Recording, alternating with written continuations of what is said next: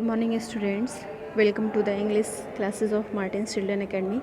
This is English class for class 9th and today we will discuss about the chapter The Little Girl from your book Beehive. So let's start. Firstly I would like to tell you about the summary of this chapter. There is a girl named Kezia is the central figure in this story, and how her relations is growing with her father and parents is uh, showing in this chapter. So let's start the chapter. To the little girl he was a figure to be feared and avoided. एक छोटी लड़की के रूप में Kezia जो थी उसे हमेशा डरी सहमी रहती थी और उसे अवॉइड किया जाता था उसके पिता के द्वारा. Every morning before going to work he came into her room and gave her a casual kiss. प्रत्येक सुबह ऑफिस जाने से पहले उसके पिता उसके कमरे में आते थे और उसे एक किस देते थे. To which she responded with goodbye father, जिसके उत्तर में वो गुड बाय फादर बोलती थी. And oh there was a glad sense of relief when she heard the noise of the carriage growing fainter and fainter down the long road. और वो राहत की सांस लेती थी, प्रसन्नता की सांस लेती थी जब उसे फील होता था कि उसके पिता जो है गाड़ी से धीरे धीरे उससे जो है क्या हो रहे हैं, रोड पे चले जा रहे हैं आगे, यानी उसके घर से जो है दूर जा रहे हैं.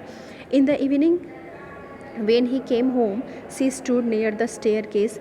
जब शाम को वो घर आते थे तो वो सीढ़ियों के पास खड़ी होती थी.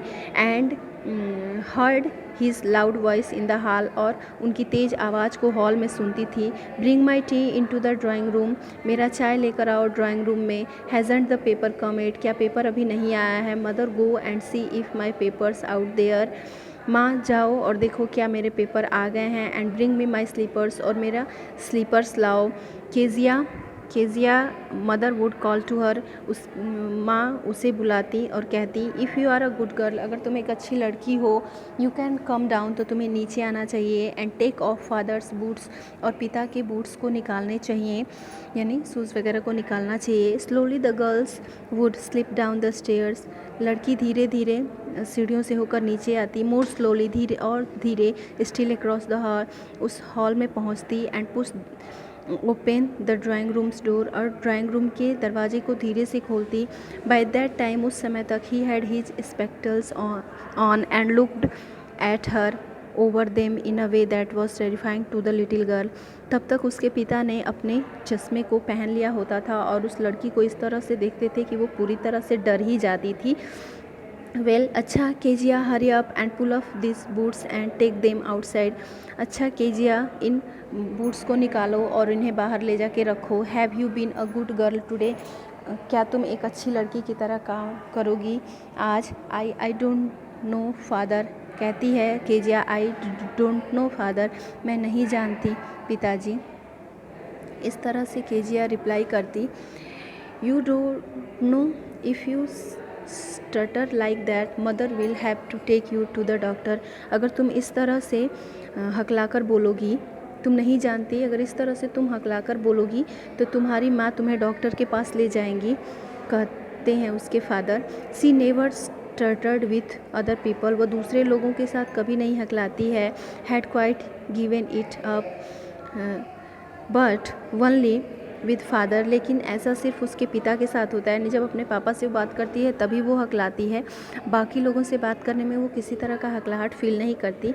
Because then she was trying so hard to say the words properly, क्योंकि उस दौरान वो काफ़ी मुश्किल से शब्दों को अच्छे से बोलने की कोशिश कर रही होती है. व्हाट्स द मैटर, क्या बात है. What are you looking so rest about, किस चीज़ के बारे में तुम इतने ध्यान से देख रहे हो. Mother, I wish you taught this child not to appear on the brink of suicide. Here Kezia, not to appear on the brink of suicide. Here Kezia, carry my teacup back to the table carefully. What are you looking so raised about? किस चीज़ के बारे में इतने से देख रही हो तुम, कहते हैं उसके father. I wish you taught this mother, माँ, मैं उम्मीद करता हूँ कि आप इस बच्ची को अच्छे से सिखाएंगी, मतलब चीज़ों को अच्छे से सिखाइए. हियर केजिया, ये लो केजिया, कैरी माई टेकअप, मेरा चाय का प्याला पकड़ो. Back to that table carefully, और उस टेबल पे केयरफुली रख दो. ही वॉज सो बिग, वो काफ़ी बड़े थे. His hands and his neck, उनके हाथ और उनके गर्दन भी. स्पेशली हिज माउथ, खासतौर से उनका चेहरा. वेन ही यार्नड, जब वो जम्हाई लेते थे, उनका मुंह जब वो जम्हाई लेते थे. Thinking about him alone was like thinking about a giant. जब अकेले में केजिया अपने फादर के बारे में सोचती थी तो वो सोचती थी कि जैसे वो एक जेंट के जैसे हैं, यानी एक राक्षस दानव के जैसे उसे दिखाई देते थे. ऑन संडे आफ्टरनून्स, संडे की रात दोपहर में, grandmother send her down to the drawing room. Grandmother उसे ड्राइंग रूम में भेजती थी to have a nice talk with father and mother, जहाँ पहुंचकर वो अपने माँ और पापा से अच्छे से बात करे इसलिए. But the little girl always found father and always found mother reading.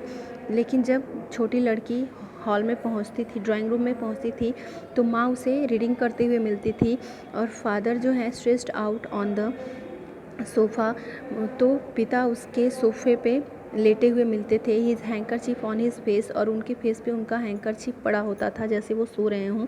His feet on one of the best cushions, और उनके फीट जो है सब उसके सबसे अच्छे कुशंस पे होते थे. स्लीपिंग साउंडली एंड स्नोरिंग, आराम से और खर्राटे की आवाज़ निकालते हुए वो सो रहे होते थे. That's all for today. Now I would like to stop this video here, and in our next video we will discuss about the rest part of this chapter. So bye everyone, have a peaceful